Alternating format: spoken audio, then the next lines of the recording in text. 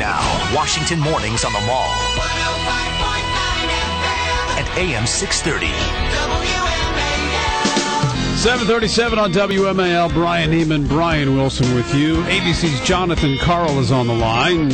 Senior political correspondent for ABC News in Wisconsin, where there was a big election last night, recall election for Scott Walker, and it's the first one to actually win a recall election. Only the third Three ever. of governors, and this is the first one that the governor survived. Jonathan, good to have you on the program this morning. Great to be here. So, this is definitely a win for the Republicans, right? I know the White House is trying to spin it, saying, hey, if you look at the internals or the exit polls, it shows that people would still vote for Barack Obama over Mitt Romney, but there's no getting around. This was a big victory for the GOP last night.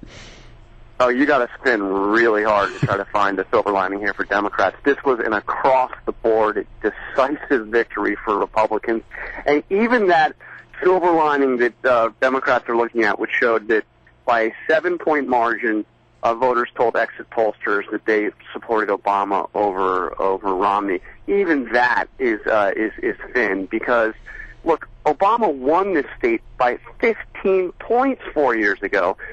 So even if you take the exit poll face value, his lead's been cut in half here, and Mitt Romney hasn't spent a dime on his race here yet. This race hasn't even started in Wisconsin. There's no doubt Wisconsin now is a battleground in the fall. Well, I mean, on that point, because the Democrats really have made a big deal. Well, you know, Obama's still very popular in Wisconsin, but it's based on exit polling data, and that has a history of being, you know, fairly unreliable over time, has it not? Yeah, I mean, look, but you're absolutely right. But even if you take this exit poll as just absolute solid gold, it still is troubling for Democrats. His lead's been cut in half in this state. And look, if Obama has to fight for Wisconsin, if Obama loses Wisconsin, he doesn't win re-election. I mean, this is a state that has been very, very good to him. If he has to fight here on essentially home turf for Democrats, it'll be a really, really bad time. All right, a lot of people are saying this is the beginning of a real revolution around the country, that other governors are going to take note and go after their public sector unions. Do you think that the Wisconsin experience will be replicated elsewhere around the country? Well, I think you're already seeing it to a degree replicated. First of all, forget what happened last night. Look at the results in Wisconsin. Walker went in. He did this to the unions. He cut benefits pretty significant to public employees, and he started with a $3.6 billion deficit shortfall. Now he's got a surplus. It's a small surplus. It's about $90 million. And Republican governors look at that as the model. Now, even though Walker won, I don't know if many Republican governors would want to go through what he went through. I mean, he did this in a very confrontational way. It was a take-no-prisoners approach. He was pretty bombastic going into this, threw the unions out, not even a seat at the bargaining table, and he paid for it by having to go through this recall. Now, ultimately, he survived, and I would say he survived because of the results, not because of how he did it. But that's key, though, because the results, it is working. And did people see through that? At the end of the day, when they went out and voted yesterday, did they say, hey, we wanted to give him a chance in 2010, and he's actually producing, and that's why we think he should stay on for at least 2 more years? I heard that from a lot of people, and I spent most of the day yesterday talking to voters in Milwaukee, which is a Democratic part of the state. Mm-hmm. But I heard over and over again from people saying, "Look, times have been tough. I've had to face cutbacks, in my life. I've had to face cutbacks in my job. The public sector employees should have to pay as well. I've been paying more for my health insurance. I've been paying." Nobody pays for my pension. I have to put in for my 401k. I think public employees should do the same. So you also had a degree of talk of fairness. Like this is a time for shared sacrifice. I heard that over and over again from working class people in the city of Milwaukee. These are not hardcore Republicans. Right. These are not super wealthy people.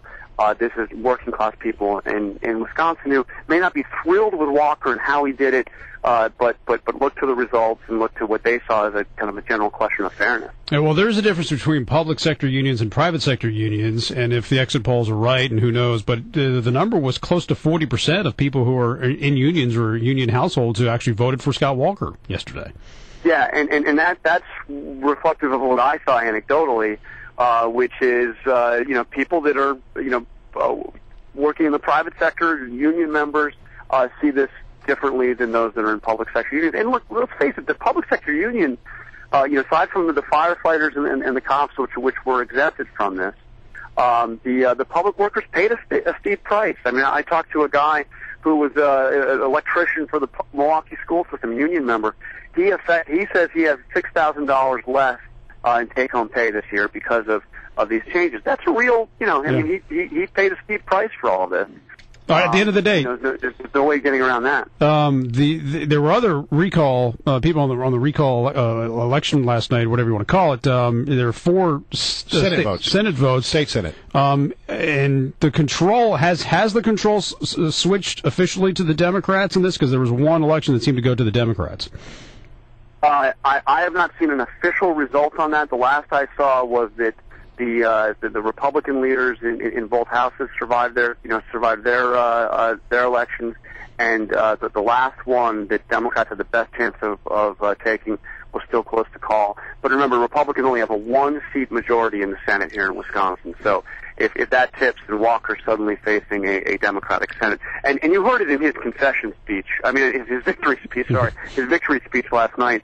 He realizes when celebrate the victory, but he needs to take a more conciliatory approach now. He wants to get everything done in Madison. It's not often we get the senior political correspondent on the line, so we're going to ask you a couple quick questions.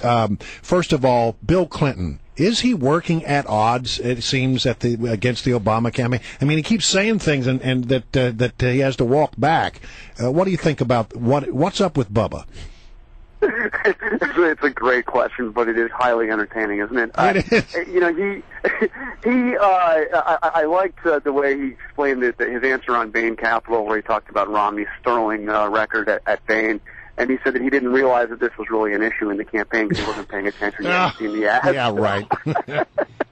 So, I don't know. I mean, I think that, Clinton is going to be out there and he's going to be working for Obama, but there is a lot of history there. I mean, come on. And did you catch the race yesterday in New Jersey, the Democratic primaries that pitted Steve Rothman, who was supported by Obama, and Bill Pascrell, who was supported by Clinton, and Clinton's guy won. Oh, really? Oh, really? Yeah. They pay attention to those things, Yeah, this was one of those redistricting that did an incumbent Democrat against an incumbent Democrat in the primary. And and they run opposite sides. I'm way over, but I just got to ask you one question. You sat down with Jeb Bush, and he said pretty definitively he doesn't want to be the VP. You buy that? No, I think he believes it when he says it, but I think that if the question comes from Romney, it's an entirely different thing to turn down. All right. And I think there's a good chance that Jeb would actually say yes if it came to that. Jonathan KARL, the senior political correspondent for ABC News. Always a pleasure to have you. Thanks for joining us this morning from Wisconsin. Thank you. Take care.